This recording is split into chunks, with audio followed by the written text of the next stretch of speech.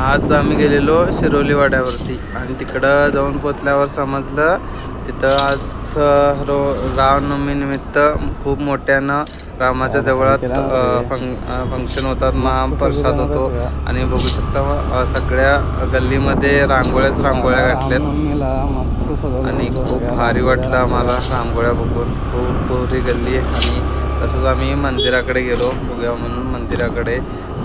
तिथं पण मस्त मंदिर बांधलेत एवढं भारी वाड्यावरती, इतकं भारी श्रीरामचं मंदिर. आणि हे मंदिर जेव्हा अयोध्येला मंदिराचे उद्घाटन झालं तेव्हाच हे पण मंदिर कंप्लीट झालेलं, त्या दिवशी हे पण उद्घाटन केले.